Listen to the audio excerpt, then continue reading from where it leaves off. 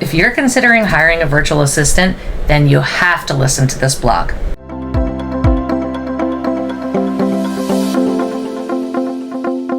Hi, I'm Renninger, growth advisor and scaling strategist. At KRC, we help coaches and creators stop second-guessing their next move and get laser-focused on their strategy to scale to multi-seven figures without burning out or spending more time working using the balance and scale method. I share weekly inspirations to guide you in aligning your vision with your actions. We talk about how to bring in new leads that are a perfect fit for your offerings and how to convert them into customers that become raving fans. It all starts with your strategy. Today's topic is all about hiring a virtual assistant for your business growth. So if you want more videos like this, make sure you subscribe and hit the notification bell to stay updated on new video releases.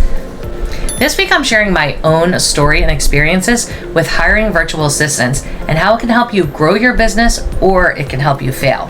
So many clients come to me asking about hiring a virtual assistant. They get excited, they want to have help, they want to have support. We all want to have that in our business life, right? Support to help us move our business forward. But one of the biggest mistakes you can make is hiring a virtual assistant to help you strategize for your business and make decisions in your business. That's not what a virtual assistant is for. So if you're feeling stuck and you're struggling in your business, the first move you should make is not to hire a virtual assistant.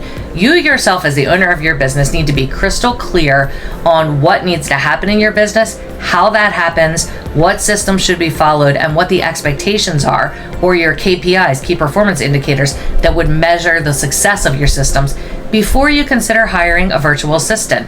A virtual assistant can follow a system that you create, but you shouldn't rely on your virtual assistant to create the system for you. You are the one who really knows what the expectations are for your business. You know what goals need to happen and how they need to happen.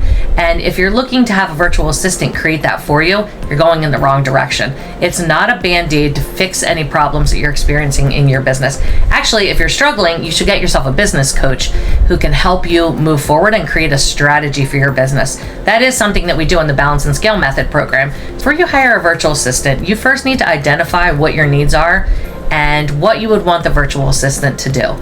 And by doing that, that's going to help you know where you can add help to yourself.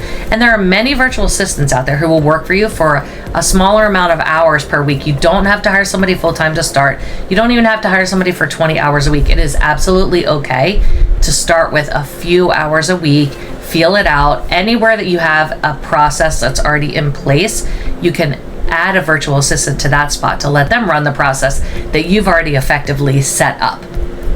So before you hire a virtual assistant, there are a few tips that you need to know to make sure that you're getting the right fit. First, identify what your needs are and where you think a virtual assistant might be able to support you in your business. Assess their skills and experience. What I like to do is have a project as a test. I'm also always willing to pay people for their time to go through this interview process. It'll be worth it for you in the end, trust me. Have them do a project for you and include multi-steps in your directions to make sure that they understand the way you communicate and that they can follow multi-step directions without you having to spend your time laying out all the tasks. A lot of times people think that they're going to hire a virtual assistant and just have a conversation and just say, these are the things that I need done and this is how it should happen. And you might get lucky and find an amazing virtual assistant on your first try who can do that. But the better way to make things move forward is for you to have clarity on what you want to happen and make sure that you have a system that you can communicate with your virtual assistant. A project management system is a great tool to have clarity. I use Asana, and you want to get to the place where you don't have to lay out tasks step by step all the time and start to have template tasks for things. For example, I use my team and we create blog posts, and I have an entire template task that can be duplicated each time we're going through the process of creating a blog, and that's something that could really benefit you and your business too.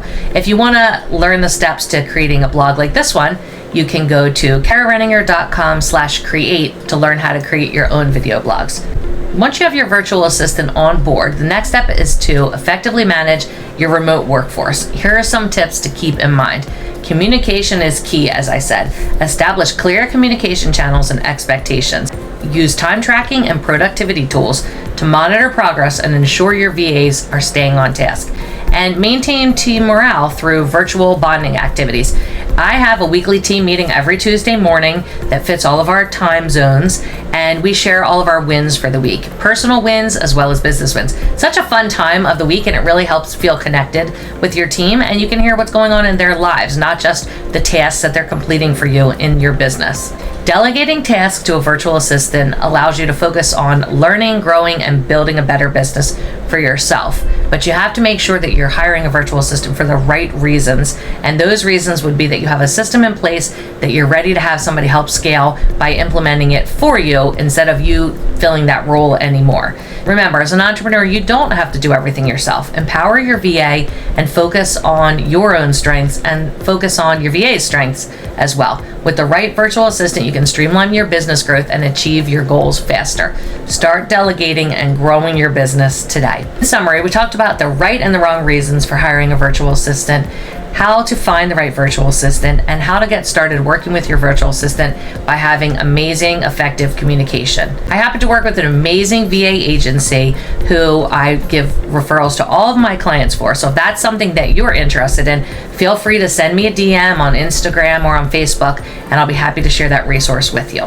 For more information on growing your business and scaling to the next level, subscribe to this channel so you don't miss any future videos, and leave a comment or a question below if you'd like me to answer it about today's topic. And I'll see you right here next week.